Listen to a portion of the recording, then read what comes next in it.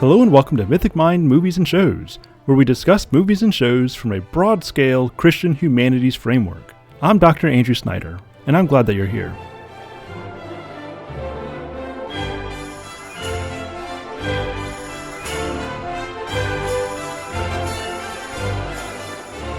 Hey there, welcome back. Now, unfortunately, we were not able to record the next episode in our Star Wars series. We'll get there next time. And so instead, I'm providing you with an episode of Mythic Mind, I think it was 67, in which I spoke with Thomas Salerno and Master Samwise about the War of the Rohirrim film. Now, we recorded this right after it came out. All of us had only seen it one time, and so these are first impressions. And, you know, I'm looking back, if I were to have this conversation again, I'd probably be a little bit more critical than I was originally. I was watching it coming off of watching Rings of Power, which that sets the standard pretty low as far as Tolkien media goes, Tolkien philosophical fidelity. And so that leads me to be pretty positive on this movie. And to be fair, it is an enjoyable experience. I'm glad that I watched it. But just there's my nuance for this. All right, well, let's go ahead and talk about the War of the Rohirrim. Oh, and if you're watching this on YouTube, then you get to see me in the early stages of a beard phase. And so there's that. All right, let's get to it.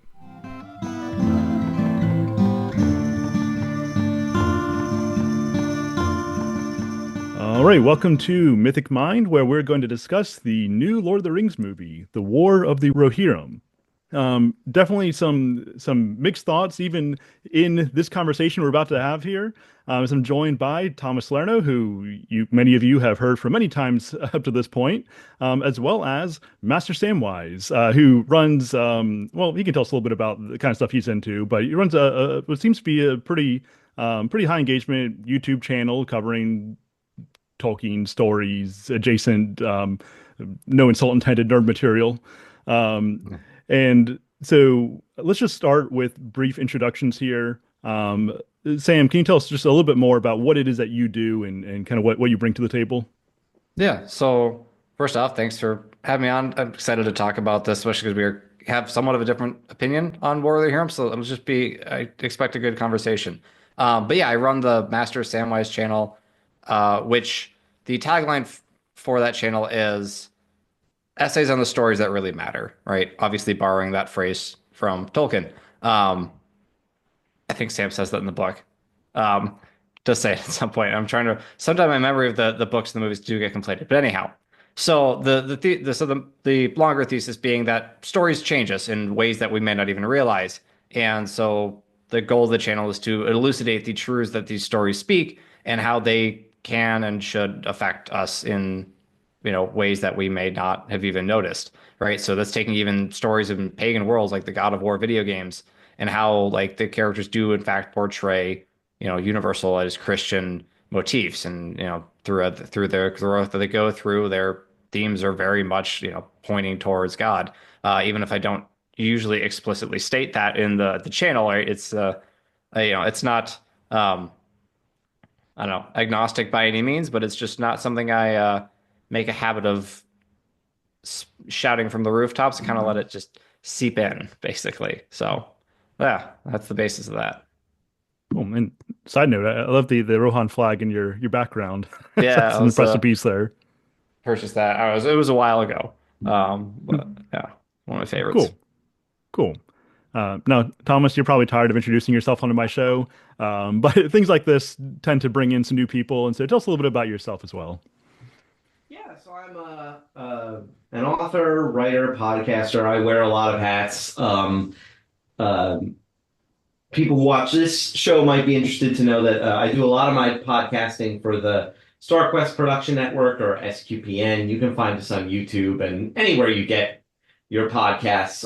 I'm the regular host, and sometimes I don't host, sometimes I'm the panelist, but I'm a regular host on the Secrets of Middle-earth podcast that we do.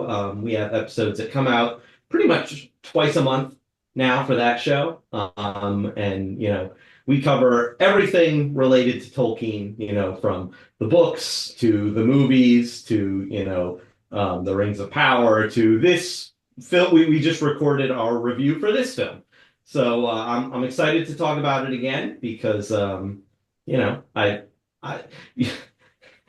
I talk about Tolkien to anyone who will listen. So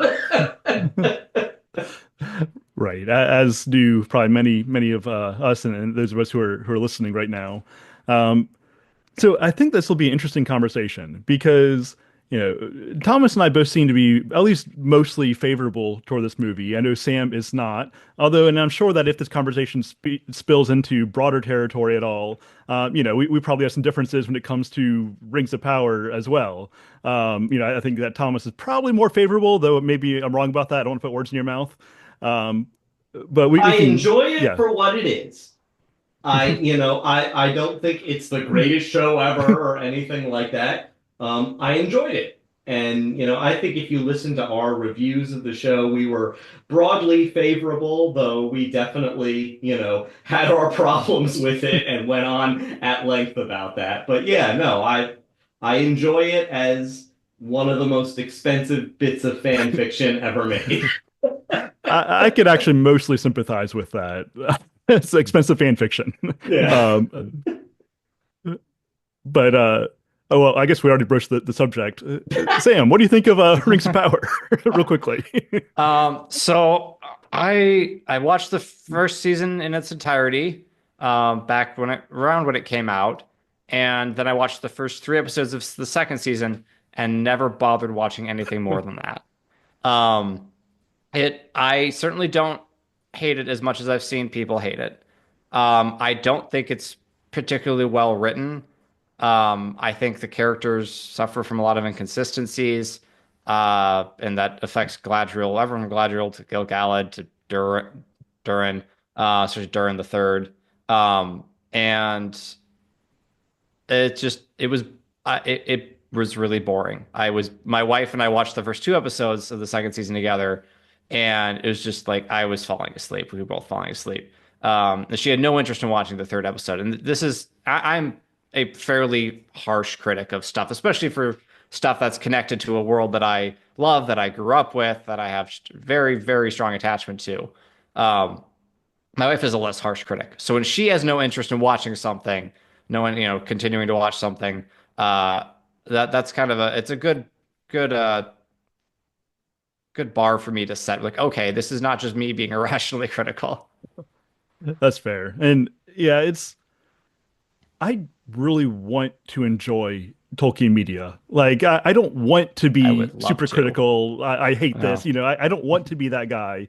And so I've kind of talked myself into tolerating Rings of Power as kind of expensive, superficial fan fiction. Yeah. It's shallow, but at the same time, I mean, even in our current culture, as far as like mainstream fantasy goes, even an echo of Tolkien, it has at least some merits to it, I even think, if yeah, it's yeah. not what it could be.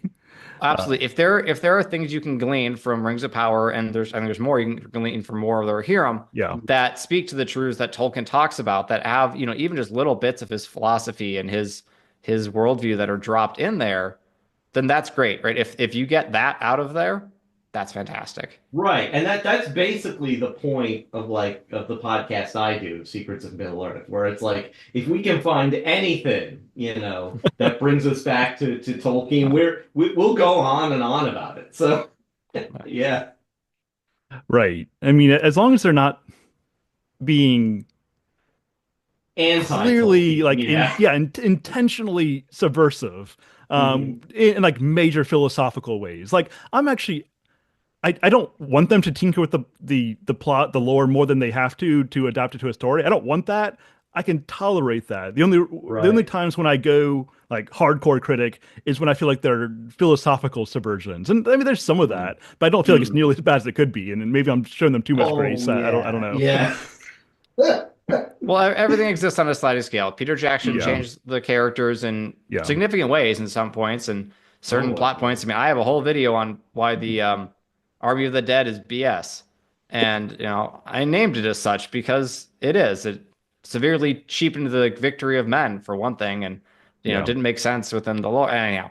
But yeah, so like there's a whole sliding scale of it, right? I think Peter Jackson did a much, much better job. I don't know, equate the two. Um, Peter Jackson's movies far outstrip anything that's come since.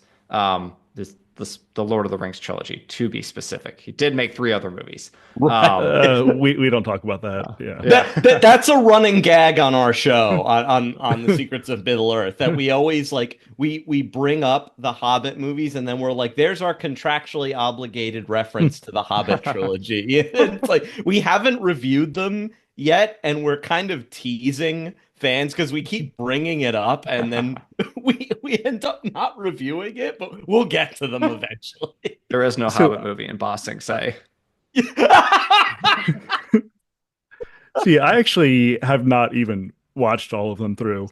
I've earlier this year, I finally decided, all right, I'm going to give it a shot. And I maybe I shouldn't have started with the extended edition. I don't know, but Oh no, I made those aren't even Oh, there's an worse. extended edition of them. Oh, There's yeah. I didn't know there was an extent. I've only seen the first two, to be clear. I'd never bothered Okay, watching the yeah. Battle of Five Armies, but I didn't realize there was an extended See- edition of these. See, I'm Oh, kind of a goodness. completionist. Like I felt like that's what I needed to do. The I made it extended about to Goblin edition- Town. The extended edition of Unexpected Journey is so poorly edited. Like they just jam those deleted scenes in there and they actually break continuity with the rest of the movie. Not like the extended editions of the original Lord of the Rings films. Also known as the correct versions of the Lord As of the the Rings. correct version. Yeah, the extended editions are bust. Yeah, it's like, but with The Hobbit, at least I can only speak to that first one, but in terms of the extended edition, but it's so badly edited. Wow. Okay, yeah. Yeah. I said I made it to Goblin Town, got distracted, just never made it back. Oh, yeah, that's where some of the worst editing snafus are in Goblin Town. Just- Yeah. Oh. Uh, but okay, we're starting to hit like every Tolkien media here, but War of the Rohirrim. Yeah. So let's Yeah. bring it back to focus. Now, before we get into our thoughts of what we walked out with, and I should say that this movie just came out. I don't know about you guys. I've only seen it one time, which once. yeah, it makes reviews a little bit difficult because I know some things kind of need to grow on you. You kind of need to Yeah. see it more than once. So these are all just first impressions coming out here. But before you even went into the movie, I'd be interested in knowing what you were expecting, just based off any promotional material you've seen, trailers, whatever. Like, what were your thoughts? Were you optimistic? Were you just kind of hopeful? Were you pessimistic? Like, what were you expecting going in? Sam, what were you thinking about going into it? I was highly skeptical. I think I said this in my review, but I'm just highly skeptical going into everything nowadays, especially for stuff that is in a world that I love because I've been hurt so many times. One of my favorite shows that's come out in recent years was Andor. I've been a Star Wars fan as long as I can remember, and I didn't watch Andor for at least until several months after it was all completely done with its 12 episode run, because I went, I liked Rogue One. I liked it a lot, actually, but it's like, yeah, he was a fine character, I guess. I'm not really that interested. And then I just kept hearing good things. Like, oh, I guess I'll check this out but I'd been burned too many times. The Obi-Wan Kenobi show, the Boba Fett show, Rings of Power, and who knows what else. And so I was very, very skeptical going in for sure. And it honestly was probably better than I expected it to be. Yeah, I think that's fair. And, I'm going to be careful not to derail us on Star Wars now.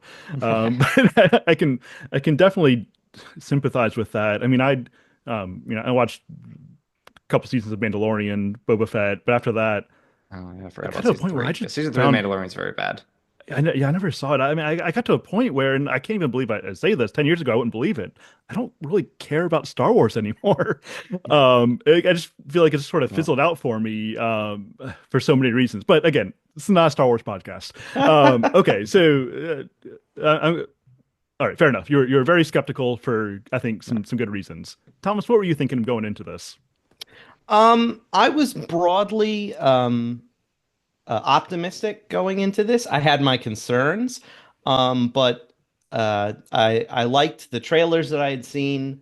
The director of this film also directed The Ninth Jedi, which was one of my favorite of the Star Wars anime shorts that they released. So, bringing it back to Star Wars again. But but yeah, and I was like, well, I really, really like The Ninth Jedi. I think he'll probably do a good job in the Lord of the Rings universe. So yeah, I did have my concerns in terms of lore and stuff and how they were going to handle some of the characters, but when coming out of the movie, I was broadly pleased with what they did.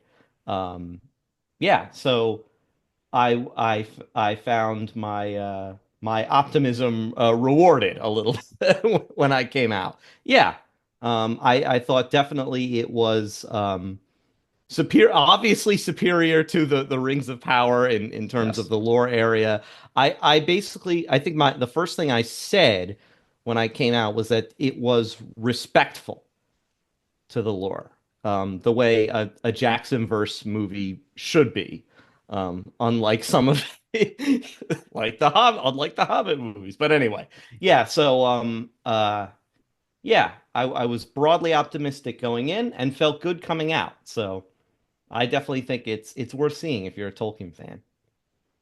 Yeah, when I first heard the concept, I was very interested. I mean, I love Rohan. I love the Anglo-Saxon vibes. That the area of the lore is definitely appealing to me, and the fact that they're dealing with an appendix and part of appendix that's relatively short means that they have some good free range to tell a story without breaking the lore. If they did it right, and I feel like they largely accomplished that as far as I'm concerned. But once the trailer started getting released and some of the other promotional material, I was very, very skeptical about what we were walking into. I kind of expected it was going to be another Galadriel girl boss situation where you have your one female protagonist who in the as Tolkien gives us, doesn't even have a name, right? She's such a minor Right. character, and now she's going to be the main character who's just going to, defeat all the bad guys, save the day, and do everything all by herself. I was kind of expecting that sort of vibe. No, I'm very, I was.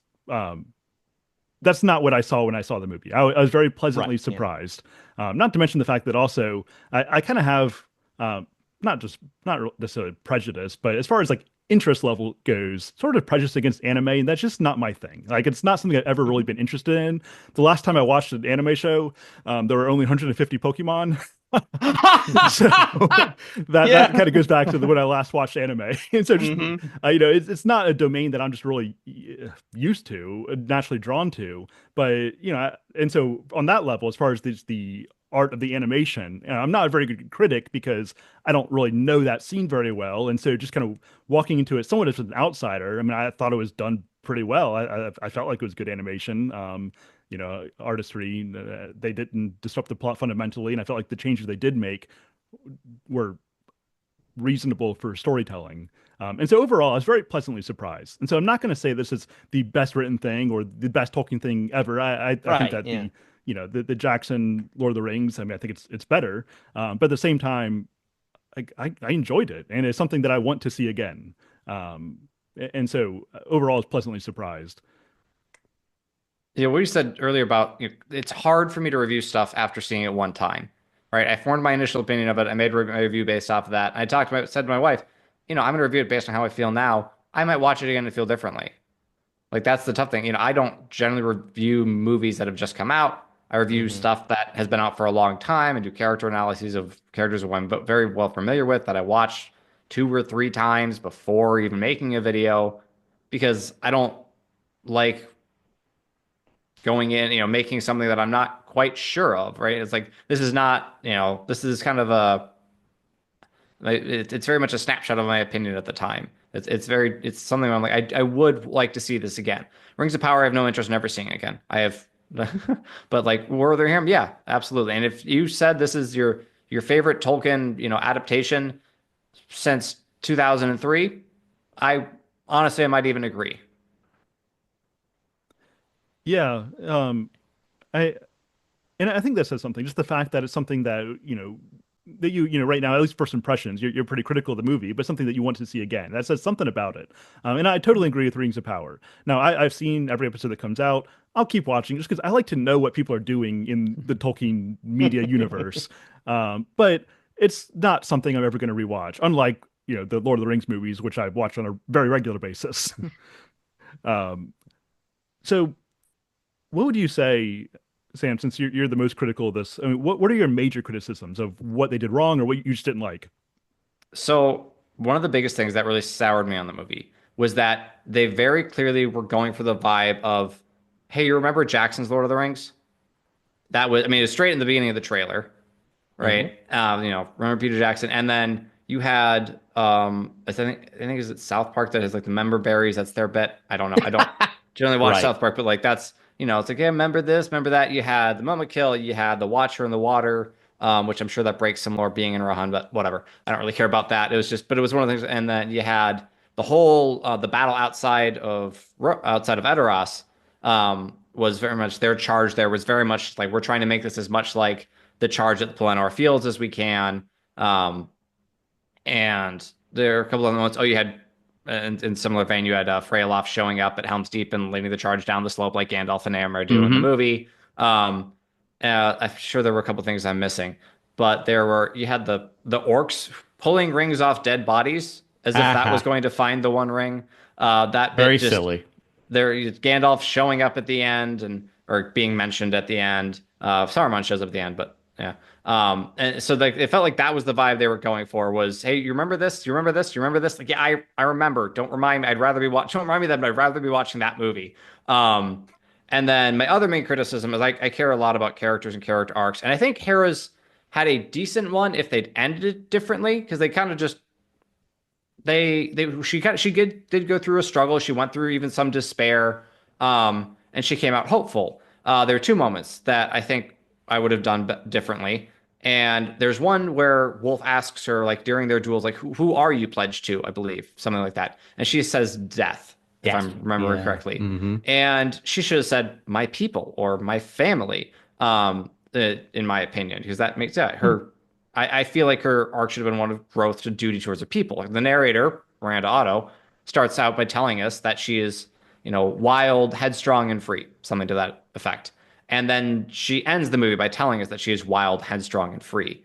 And I would have reshaped that arc to be one of growth into, leadership and responsibility, which is what she takes on. But then at the end, she just kind of doesn't because they had to stick to the lore. They felt that they had to stick to the lore where Freyalof actually becomes the first king in the second line. And Héra just goes off. She's still loyal. She tells him, like you have my sword if you need it. But I feel like they could have handled her arc better. Helm, I feel was changed from the book in small ways, but ways that I think matter. Where he starts a more honorable brawl with Freka and lets Freka get the first punch in. If you read it's a couple of lines, but it really sounds like Helm sucker punches him. And then there just wasn't, and then there wasn't enough Helm. They made Helm a little too honorable, in my opinion. Like Helm is a consummate warrior and leader, but he's not the sense that I get from the paragraph in the appendix is that he's not the most honorable. And that his ambition and his pride did lead a little bit to his downfall, which you get that sense somewhat in the movie, but could have been explored more. And then I'm talking a lot, so I'll finish with this thought. Hera's brothers, they had some good, like, kind of heroic moments. I felt we didn't spend enough time with them. I didn't get to know them very well, and I would have liked to. So that's my main criticisms. And here's the interesting thing, Sam. I don't disagree with anything you just said. It's just that for me, all of that, the movie still landed on the broadly positive side. But yeah, I pretty much agree with all of those criticisms. Like if I was looking for ways I could improve the movie, I would pretty much take what you said as a starting point. Yeah, I think those are reasonable criticisms. So Thomas, what do you think they did right, or like that that outweighs those criticisms that you share? I actually did though. I think one thing I thought they did a good job of showing Helm as kind of a morally ambiguous character, although I feel like they could have leaned into that more. I mean, he banishes his nephew seemingly for no good reason. He puts, too much trust in that one guy. Oh, I would have made that less obvious, by the way, if I was going to critique something. Who would have thought a guy called Lord Thorn would be the traitor? Like I would have made that. I would have made that a little bit less on the nose. But in any case, so what made it work for me was, um, yeah, I really like seeing characters grow and change throughout the movie, and I just thought that in terms of a lot of the female main protagonists that we have seen recently, I thought Hera was by far the strongest. Like, in terms of her character arc was pretty solid. She actually does grow and change and suffer adversity and isn't just immediately good at everything. Like I just was on board with the characters. Right. She can't single-handedly take on the military of Numenor in a sword fight. Right, yeah. Like and I was just on board with what the characters were doing. I thought that a lot of the heroic moments landed for me. And when I was catching little changes from those few paragraphs that we had in the appendices, I was like, okay, for the story they're telling, that makes sense. But I also appreciated that they did lift entire lines of dialogue from the Rohan section of Tolkien's appendices, and I just felt that oh um they didn't downplay any of the men to lift Hera up, if They that didn't. makes sense. Yeah. Yeah. In a lot of contemporary media, they feel they need to make the men stupid or peevish or corrupt or incompetent or any of these other things in order to lift up the female character, which does a disservice to both, not just the men. But it's like they did not do that here. And I just felt that, and Helm was suitably heroic, and so were the brothers. I like the brothers a lot. I agree. I would have liked more time to develop them. Um, but I get that we're not doing a full 3 hours here like Jackson would have done. But yeah, I and my biggest lore. I'll tell you what my biggest concern going in was that they were going to write Freyalaf out of the movie completely, and they did not do that. And I remember when we came out, my brother said to me, he's like, if anyone else had made this movie, they would have just written Freyalaf out, and because he's it's like because without him you could have put Hera in his place. The biggest lore change I thought they made was giving Hera the final kill of Wolf rather than Freyalaf. In the book, it's Freyalaf. But I expected that once I knew Freyalaf was in the movie. I was like, okay, they're gonna give Hera the kill because of what they're built, the personal animosity between them. So I thought that made sense for this adaptation, and I don't think it's too much of a stretch. But yeah, I know I'm kind of rambling. I've had a really long week, by the way. So if I begin to ramble, it's just because I'm tired. We've had a busy week at work, but yeah. Fair enough. Um, yeah, and I will say that I am glad that they didn't make Hera the queen of Rohan at the end. That would just Right, yeah. that would have called me to just write it off altogether. Because and like you said, she's not a just like smash the patriarchy, everything's about me, liberation. Like no, she very much serves the honor of her king and father. She is concerned about the good of her people. She is not this rebel without a cause, there's a tempest in me kind of figure.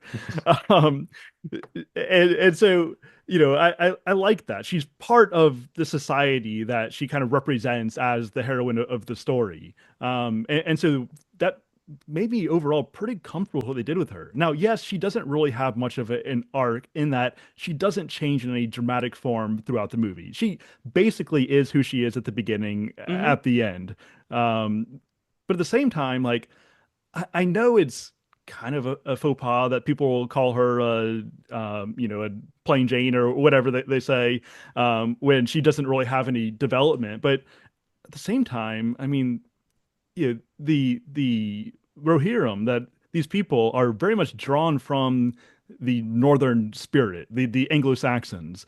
And as somebody who likes to read the Norse tales, the Volsungs, the Eddas, those characters for the most part don't really have arcs. Like, they don't really change. These are just Right. people who are put by fate in a certain situation, and they play the role that is allotted to them.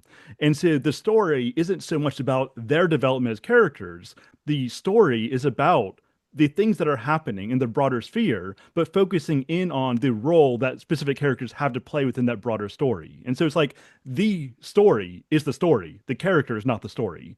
And so I'm actually okay with a character not having an arc per se, so long as there is some kind of compelling story taking place around them. I feel like that actually captures the traditions of the Northern Spirit pretty well.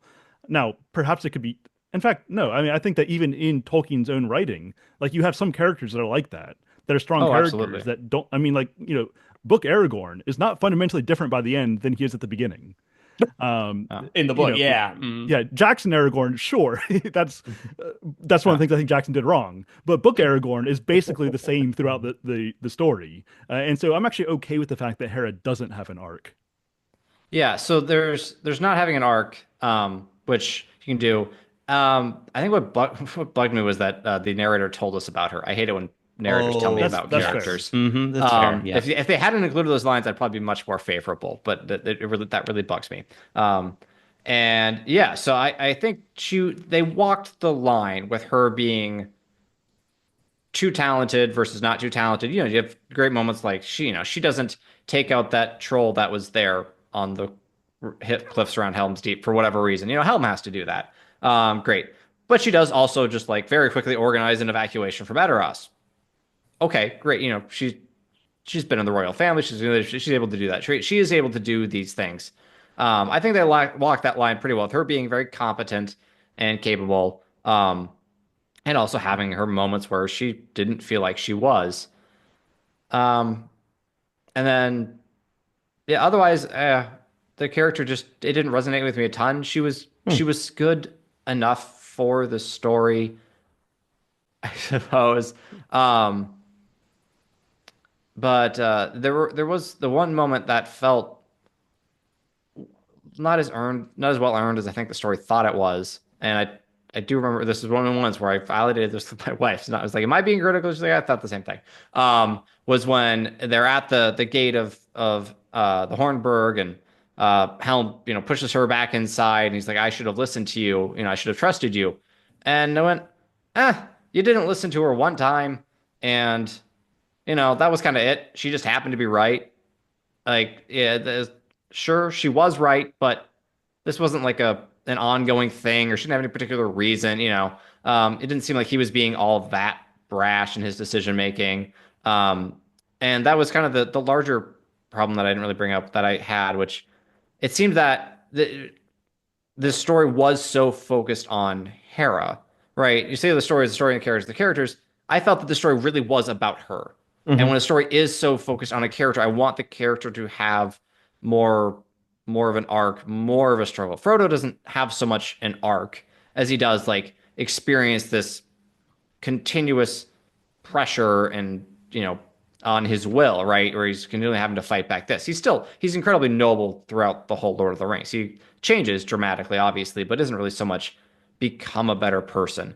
I wanted to see more of that effect on Hera. I think I said this in review. She goes through some incredibly traumatic stuff and comes out the side more or less unchanged. And for a story that, in my opinion, the story was very focused on her. Like Helm's death, for example, in the appendix, it just takes place as he's out raiding the encamped Dunlanders, right? Dunlandians, whatever. It just, he goes out, he's doing that repeatedly, and eventually one night he goes out for too long and he freezes to death on his feet, ready to fight. In the movie, they have him do it while he's defending Héra, right? So that's just kind of an example. Like everything she was kind of like a little gravitational center that sucked in all the relevant like story bits, or everything kind of revolved around her. And so I think if you do that, you need a little more character work. I think they did do some character work, a lot better character work than I've seen in the likes of Galadriel or name any Star Wars show that's not Andor in the last decade. But like I said, I'm a fairly harsh critic, especially of things that are near and dear to my heart. I think that's fair, especially drawing on the Frodo comparison, because I referenced Aragorn, but Frodo's obviously the central figure of the story, and while he doesn't necessarily undergo a radical character transformation, he does have a deepening of his character. Mm. As he bears the burden, he incorporates grief and sorrow into his character in a new way. Even as Gandalf, his master, so to speak, we told that he in the Silmarillion that he learned sorrow from Nienna, and that is what brought him wisdom. Frodo shares in that kind of arc himself, and so he has a deepening of character throughout the story. Whereas, I mean, fair enough, Hera really, I mean, she's more or less the same. So I think that's a fair comparison. Now, regarding the character of Helm, that's come up a few times. Um, Thomas, what do you think about the character of Helm? Because I don't know if you've directly addressed that. Yeah, I thought Helm was handled well. I thought he was more complex than I thought he was going to be, because we see where, his pride sometimes leads him to make rash decisions, or, he literally at one point doesn't know his own strength. He's like, "Oh, there's no way I killed that guy." And it's like, "I don't know, man. Did you?" But anyway, yeah, I felt that though the movie shows him as an honorable, kingly man despite character flaws, and I felt that was very interesting. I felt as maybe not to audiences who aren't as familiar with the appendices, maybe his over the top heroic death might not seem earned. But for someone who knew that it was coming, like that, the over the topness of it actually worked very well for me personally.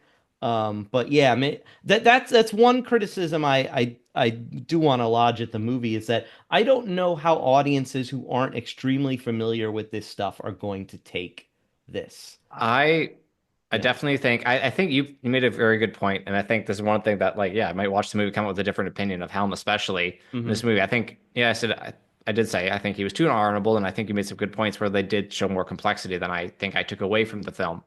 Um, but I would absolutely agree that I think they needed to earn that death of his more. I think they needed Hmm. to spend more time establishing the legend of Helm Hammerhand. It's Yes. Yeah. essentially one, maybe two relatively short scenes. That's kind of all you get. And like this is the man. They changed the name of this fortress, right? They're all right for this man, right? This fortress has, as Theoden says, like saved their people numerous times in the past, right? There's a reason for that. And I think they needed to spend more time with Helm and um, I mean, the people within the Hornburg think he's dead, Yeah. right? And then he shows up, and then he's dead 5 minutes later. And yeah, it just they did an okay job, I think, kind of portraying the effect um on the Dunlanders. But I think they should have spent a decent bit of the movie, honestly, establishing his legend. And I do want to mention the character of Wolf as a villain. I felt that he was suitably over the top. Um, I feel, and they said in interviews that I had read before going into this, that they were gonna make him an unredeemed villain, and I'm like, okay, and I felt that worked for this story. And I felt it. He was that villain that I really grew to like hate passionately throughout the movie, especially because like I became so invested in his feud with his General Targ, because I kept saying to myself, and sometimes out loud, I had to stop myself from saying it out loud to Targ, just slit this guy's throat already, because He never listens to you. he never listens to you. He clearly doesn't care about the Dunlandings at all. And they say that Targ is a full-blooded Dunlanding, whereas as Wolf is at most only half, and he clearly doesn't care about his people on that side of the family, and because he's using them as cannon fodder. Like as soon as he tricks them into thinking that there's gold in the fortress when he knows there's not, I'm like, Targ, do in this guy already. It's like, because I'm like, it reminded me almost of like a World War II movie where you have the reasonably competent general having to listen to this maniac, like this almost Hitlerian maniac making these awful decisions because of his monomaniacal focus on on revenge or whatever. And I'm just like, but it was silly, it was goofy at times, but for me that worked. And I was just like, I very much, it worked in the sense that it made me love to hate Wolf. Fair enough. Yeah, I will say that it is kind of refreshing to have a villain that they don't really want you to feel sorry for. That he's just a bad guy. Like, I think we need some more of that in stories, where it's not gray, it's not ambiguous. They don't want you to sympathize with him. They don't want you to like secretly root for him. Like I mean, obviously connected to Rings of Power, right? Like they want you to kind of root for Sauron at certain times.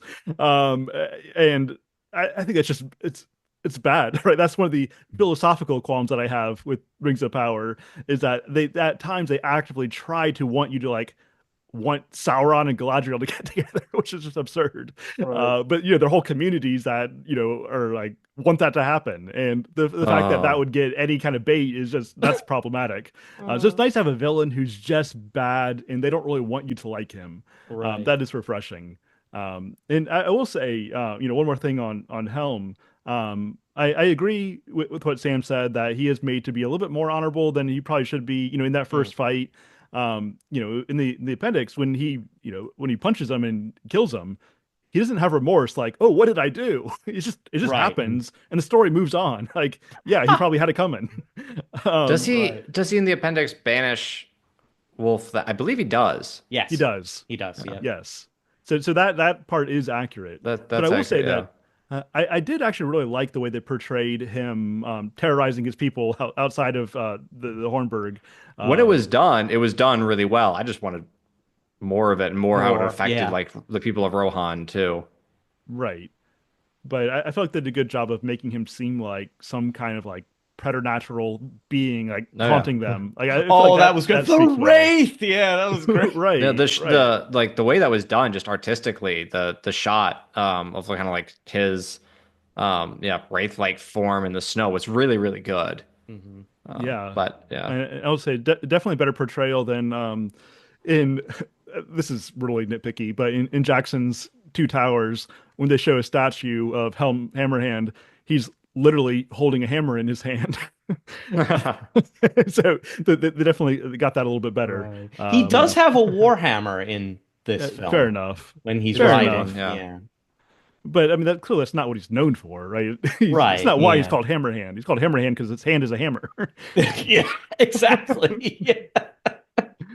I will say along the lines of Wolf, I found him very basic. I think that's what I called him. Every line of dialogue, I think I predicted before he said it, except for the one time when he had Héra held captive and was proposing marriage to her, and basically he'd say he'd stop, and then she says, "Okay, so if I marry you," and he cuts her off and goes, "If," and like, how dare you say if? It's like, bro, did you think she was going to be enthusiastic about marrying you? Yeah, you're literally holding her captive. That was one of the lines. It was a pretty extravagant proposal. But other than that, I whispered to my wife right near the end, Thomas, like you were talking about I was like, why does he keep this general guy around? He never listens to him. Everything the general says, he does the opposite. He does the opposite. Yeah, I was like, every single time. I felt so bad for that guy. So I was cracking up. The other part that I've been cracking up in that scene was they dropped this massive, siege bridge onto the tower, and no sense. Héra goes and fights to delay. Okay, fine. Then I went, why aren't they burning this? Why aren't the Rohirrim just shooting this with flaming arrows? Maybe they ran out of fire or something. I don't know. Then after Héra does her whole dramatic scene, then they start burning it. Burning it. Also, that was just the plan the whole time. So that was one of those things that it's one of those things that if I take the movie seriously, which perhaps I take it too seriously, I roll my eyes and groan, which I did. But also it's funny, and Yeah. I don't think they told the I don't think Wolf told the drummer guy on top of that thing what it was going to do which because he just goes he looked flying off at the end. yeah, he looked really surprised and terrified that it starts like falling towards the wall and That's he's like, right. ah! I'm like, Uh, Yeah, not, uh, not sure what he expected was going to happen there. no, yeah. yeah. That's funny. I just felt that So whole go ahead. contraption was so silly. I was like, wait, it's not a normal siege tower. What? It I extends was like some I kind was of wondering what they were gonna do with that. I was like, "There's no wheels. How are they gonna lift the whole thing?" Oh, yeah. they're just tipping over a giant wooden bridge and hoping it doesn't snap in half when it hits the top of the wall. Yeah, right. I felt that was very silly, but I was like, you know what? Whatever. So one thing that Sam brought up was the fact that they, from the very beginning, they're intentionally echoing the Jackson movies. Oh Um, yeah. Now, I mean, did you find that off-putting at all, Thomas, or did you like that, or do you have any thoughts on that? No, I expected it, so I was just like, okay, and this takes place in the same universe. I felt the Hobbit movies did that a lot worse with some of their groan-inducing callbacks, but or call forwards because they're prequels. Whatever, So but was the yeah, as is this. Wibbly wobbly, timey-wimey. Yeah. yeah, but yeah, I expected them to call back to the Jackson movies a lot, so I guess it just kind of rolled off me. I was just the when it started to strain credulity for me was the Gandalf thing at the end. I'm like, you Yeah. didn't. I'm like, I get why Saruman's here because he literally does take control of Isengard after these events. And I And he's thought even it, Yeah, mentioned in the appendix at the very yeah. yeah. end. It's when Freyloff like at Freyloff's crowning, I believe it Crowning, says. yeah. And Yeah, it was so cool that that was they accurate. got alternate take from Christopher Lee from the live action movies to give him a line of dialogue. Although I wasn't expecting it to be just one line of dialogue. And when he speaks, I look over at my brother, and my brother's like, "That's all you get," which Yeah, made me laugh. But it was a little lame that they used him in a lot of the promotional material. That's yes, it. yeah. But it strained credulity for me that she gets a letter from Gandalf. Like, wait, how did he never mind. Like in my head, I was trying to figure out ways like I'm like, okay, he can talk to the eagles. Did the eagle tell him all about Hera or something? Or I was just like, but at that point, it was the end of the movie, so I was just like, okay, that this really doesn't make any sense, but whatever. The They're part setting up the that sequel. Yeah.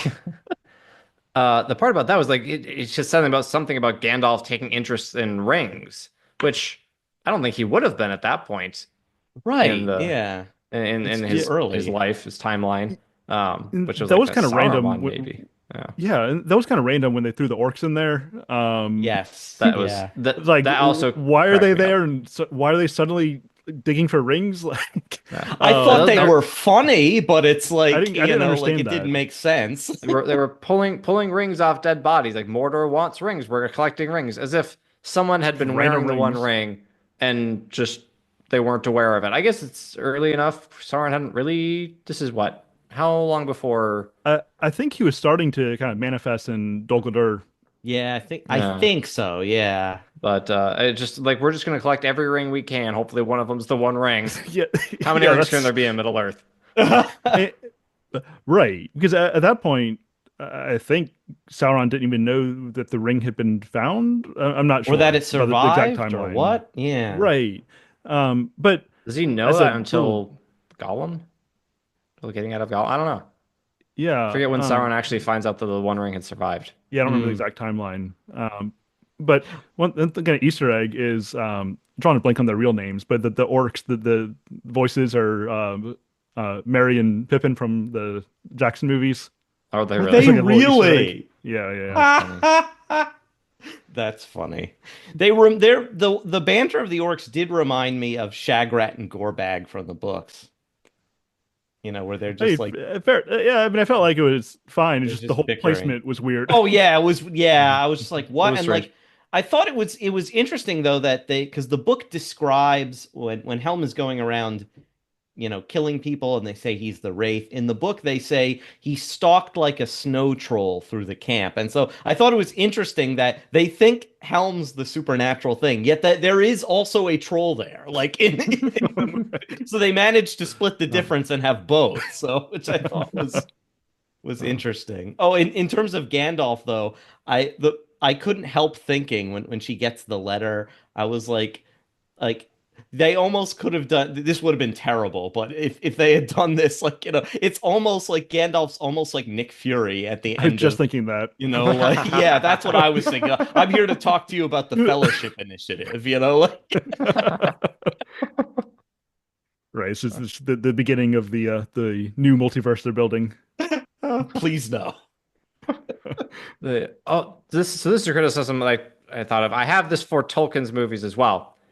It really bugs me that when a threat is coming from Isengard towards Edoras, they go to Helm's Deep, which is in the direction of Isengard, if I'm not mistaken, on my Rohan geography. Whereas what was supposed to happen in both in this and at least in part in the original Two Towers movie, or Two Towers book rather, is that they fight at like the fords of Isen or thereabout and lose, right? And then, which Theoden didn't, but some of his men did. He was riding out to join them, and then retreat to Helm's Deep. Like Right. when you run to Helm's Deep, when the enemy is coming from Isengard or that direction, you're running towards danger. When you really should just go to Dunharrow. But No, that's true. Yeah. because it does mention in the appendix that Helm goes out to the fords of Isen essentially and loses there, while it's also being beset on the eastern front by, it doesn't really say who, and By then the after he Corsairs, loses there, has right? to retreat Helm's Deep. Right. I think the Corsairs were attacking Gondor at the time. Were they? Yeah. Okay. Yeah, I think that's why. I think that's why Gondor isn't able to help, because Isn't they're able being to attacked help by the them, yeah. Corsairs. So Right, that I don't sounds think right. it's Yeah, clear yeah, if yeah. they're being attacked by Southanders, Haradrim, Orcs, whoever. That's why I thought it was neat to have the Haradrim and the Mumakil in the movie, because I was like, okay, I'm like, these guys are already attacking Gondor at this same time, and I'm like, so they're kind of in the region. So the fact that Wolf could like hire some to supplement his own forces, I was like, okay. But again, that's another thing where I'm like, I know that because I have this crazy weird encyclopedic knowledge of these books, and it's like, but I don't know how other people are gonna. It'll seem kind of random that the Oliphants are there and all that stuff, but. Yeah, and also I don't really know if it makes sense having a watcher there, but I mean it's kind of cool seeing a watcher eat an oliphant. Oh yeah, well I thought, I'm like, okay, I'm like, I always assumed there was more than one of those, because I'm Yeah. like, okay, I'm like, it's one of those nameless things that gets like Right. mentioned, so I'm like, okay. But it reminded me of, like, because it was so big that it had trees growing on it and it could fake as like a little island. I'm like, that thing's just like a Zelda boss. That's exactly what I thought of too. Yeah. When I'm I've like, seen this. I'm like, seen this that. is like a giant Octorok or something. That Yep. giant Octorok boss just sitting there in the lake. Yeah. That's immediately what I thought of when I have seen this in Breath of the Wild. That's funny. Um, yeah, I will say that. I mean, this kind of connects that. Generally speaking, I'm okay with most of the echoes to the Jackson movies. In that it's part of the Jackson verse, first of all. So, I mean, we can expect that.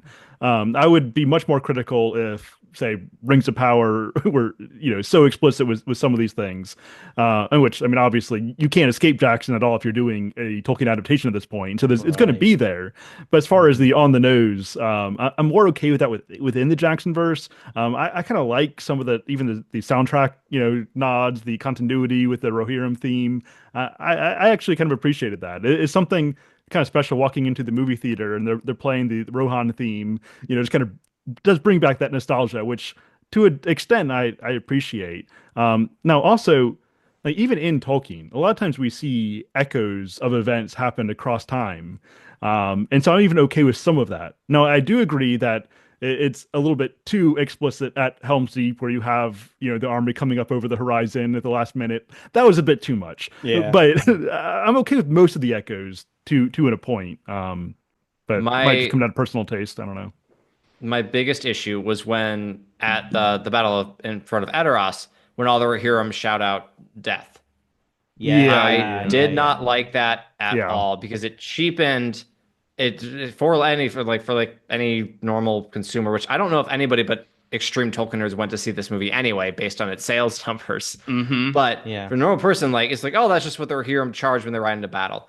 No, it's not. Right? I think Jackson adapted it fairly well, right? It's obviously in the movie, not as it takes place in the book, where in the book it's much more a cry of despair and hopelessness from Eomer, right? After he sees his uncle dead and his sister Yeah. um, also apparently dead.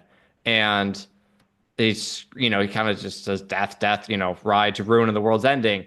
I think they adapted that fairly well because you can see um, Theoden riding over the crest of this hill and staring at this force of Mordor and going, "We're all gonna die. There is no hope. We're all going to die, but we're going to die, dying as men should, as we can, fighting evil, right? And there's something really Tolkien-esque about that because in I think it's the first chapter of the Silmarillion says death is the gift of men, right? And so this is something that they should not fear, and that men have been made to fear death, and that's in part how the Numenorians were corrupted ultimately because they feared death and they sought immortality, which was not theirs to seek. And so you have that in the Jackson movies really well with Theoden because this is an unwinnable fight. They're riding to their deaths. They'll accept that. It's not the same thing here. This looks like a very winnable battle at Edoras. So it's just like this is what the Rohirrim shout. No, it's not. It's so you're kind of cheapening that moment. Mm. Yeah, and obviously later when Héra says that she's married to death or whatever, Yeah, they're trying to pull on that same idea. Yeah. Right. And I agree that does kind of cheapen it, and it just seems out of place in the moment. Yeah. I mean, any other thoughts? Anything else that you think is worth bringing up, either for or against? Oh, I'm sure I have some other thoughts, but not at the moment. I was just thinking when I was watching the movie, like how much of and they could have leaned into this more, of how much a Valkyrie type character Hera sort of is, especially in those, because the Norse can't seem to decide what Valkyrie are. In some stories, they are very much kind of semi-divine or numbered among the Aesir, and in other stories, they are mortal women.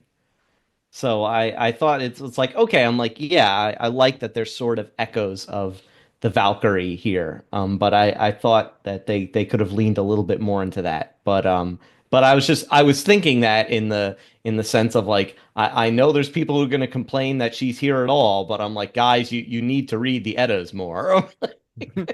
So, what did you think of the name Hera? As just a Yeah, that choice seems for out of this place. character. Yeah, it I almost, don't know. I kept wanting. I'm like it should be Freya would be more appropriate, but then there's Freyaloft, so that would get confusing for like casual viewers. But I'm like, yeah, Hey, they could handle Sauron and Saruman. I mean, that's true. Although I know people like casuals who like hate that there's two bad guys that start with S in the movie. But yeah, like I'm like, okay, I get why they gave her a name that starts with H because most of the other members of the royal family do. Yeah, her brothers, both her brothers and her Yeah, father. and her if I'm not father. mistaken. Yeah. I'm like, but it's yeah, and plus, it just makes me think of Hera from Star Wars Rebels. Oh, it made me think of the Greek goddess. That which, too. Yeah. But yeah, it's like yeah, it just seems like I've seen too many characters recently with that name in things, so I think it's overused, but I was just like, okay. That Although, I mean, name choice could be better. although to be fair, in Snorri Sturluson's Prose Edda, he does introduce it by saying that the Aesir, the Norse gods, were actually originally came from Troy. So that kind of That's gives us a right. connection Really? to the Hellenistic Yeah. world. So, but I mean, realistically, more to the point, no, it just seems culturally out of place. They always wanted to connect stuff to Troy because in History of the Kings of Britain, right, by Joffrey of Monmouth, he makes the ancestors of King Arthur come from Troy. they were always trying to work Troy into stuff. Right. The barbarians always want to claim that they are the true inheritors of the Hellenistic tradition. Yeah. Um, cool. Yeah, I mean, anything else? I think we covered a lot of the most important topics, but if there's anything else you guys want to bring up before we close it up, I don't think so. fair enough. Um, well, I enjoyed this conversation. I felt like it was useful, even if we're coming at from slightly different angles. I mean, I think we are at least approaching more or less the same general territory in that, okay, it's better than Rings of Power, maybe not quite as good as Jackson's original movies. Um, you know, at least on a sliding scale, I like this and I want more of it. At least more in this direction. Right. That's how I feel kind of coming out of this. Hey, if we left Jackson's movies on a high and then went down a big old slope with the Hobbit movies, bottomed out with Rings of Power, and are just starting up the back slope, that's great. If we're going to keep going in that direction, I'm good with this being a stepping stone.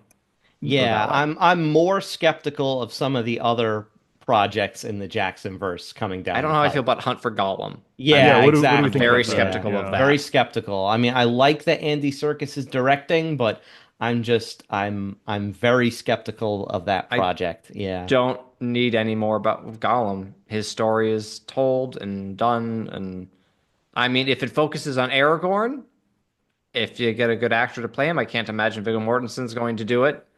Well, apparently he's been given a pretty big offer. Yeah, I don't know how that's going to happen. But anyhow, DH him the entire time. If it focuses on Aragorn, and I'm more than happy to see, a story of Aragorn, especially like, the things he references. How he and the Rangers like kept lands like the Shire safe. There's lots you can do there. You have a lot of free reign there. But I don't think Gollum is a character that needs more screen time. Yeah, I think that's fair. Definitely be interested to see kind of what plays out there. And I do want more animated Lord of the Rings stuff, please. Like, I feel like that's a medium which, it just for fantasy in general is a great medium of animation. And I just think that, there's a lot of room and a lot of great Tolkien stories that can be adapted by means of animation. And I want more of that, but I just hope that, they don't take the at least initial, underperforming of this movie to be like, oh, we should never do anything like this again. I'm like, ugh. But yeah. Yeah, I do worry a little bit about that the fact that it doesn't seem to be performing very well. If that's anime going is to cause them a to tough cut the sell bait in America. It is, yeah. But now, Andrew, you said you haven't really watched much anime or animated shows at all. Yeah, I just not something I tend to be. I mean, I don't watch a lot of anything anymore, really, just for time's sake. But I've just never been super drawn to animation, at least not as an adult. Well, let me make one recommendation. This is a show I will recommend to literally everybody. It's Avatar: The Last Airbender. Now, this the original animated show. There was a live action remake, the first season anyway, that came out on Netflix. It's not very good. There was also a movie that came out in 2010 just called The Last Airbender, which is horrible. But the original animated show is one of the most edifying and inspiring stories I've watched ever. Yeah, I totally agree with that. It's in like my top, fictional universes or fictional stories ever. Like, it ranks extremely high. Yeah. Yeah, I will say, if nothing else, this movie has opened me up to that that avenue, and so I'm definitely more open to that than I probably was before. So maybe that's a win, if nothing else. Yeah, absolutely. All right, cool. Well, I guess we can go ahead and wrap it there. I appreciate this conversation. Thanks again, Thomas and Sam, for joining me. Yeah, thank you so much. This was an absolute blast. Yeah, thank you as always, Andrew. This has been terrific. Yeah, absolutely.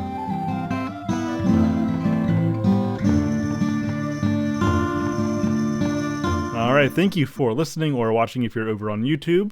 I hope that you enjoyed that, and next time we will be returning with the Star Wars series, Lord willing. And if you're not already subscribed, I encourage you to subscribe to the main Mythic Mind podcast, as well as Mythic Mind Games, in which we do this sort of thing with video games. Right now, we just started actually a Final Fantasy series, and we've also done things on Mass Effect, Red Dead Redemption, Zelda, Knights of the Old Republic. So there's already a growing catalog of things to go through over there. Or you could become a patron over at patreon.com/mythicmind, and all tiers of support, even $5 a month, will provide you with all the podcasts, all 3 podcasts delivered into one patron feed, early episodes and ad-free episodes. And so if you get tired of these random ads that come through, well, then just become a patron, and then you won't have to worry about that anymore. But if you're listening to the freebie feeds, then the next thing to come out from Mythic Mind will be over on the main Mythic Mind podcast on Monday, as we hit the last section of C.S. Lewis's That Hideous Strength. But that's it for now. Until next time, Godspeed. Stay tuned for a brief overview of my next course, The Elder Scrolls in Philosophy.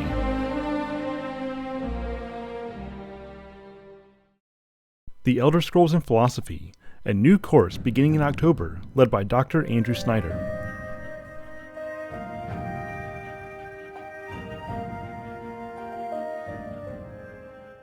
I played a lot of video games in my youth, perhaps more than I should have. But as I got older, got married, had kids, and completed a PhD on the Danish philosopher Søren Kierkegaard, I almost entirely stopped playing games. However, there were certain titles that stayed with me during this time, at the very least in my mind. In fact, looking back, I now realize that most games of my youth were not entirely frivolous, but they instead served quasi-literary roles, fueling my imagination, intellectual curiosity, and my appreciation for wonder. Chief among these titles are the mainline games of the Elder Scrolls, and in particular Morrowind, Oblivion, and Skyrim. And I know that I am not alone in this, as the wild success of the recent Oblivion remaster would indicate. Now, in addition to teaching university courses in philosophy and religion, I've also started offering independent courses to anyone who wants to come along with me and with the community in pursuit of wisdom through primary and secondary worlds. So far, these independent courses have been literature-based, such as The Fiction and Philosophy of C.S. Lewis, Life, Death, and Meaning with Beowulf and Boethius, The Lord of the Rings, A Brief History of Ideas, and Plato's Stoicism and Till We Have Faces. However, I've recently been leading the Mythic Mind Fellowship into popular media as well, such as movies and games, and it did not take me many steps in this direction to decide that I wanted to do something with the Elder Scrolls. During this 6-week study of the philosophy of the Elder Scrolls, we're going to go deep into various aspects of Morrowind, Oblivion, and Skyrim to better understand the driving forces of the sub-created world and our movements within it. Among others, we'll be asking questions like, what is the creation mythos of the Elder Scrolls, and how does this relate to primary world ideas?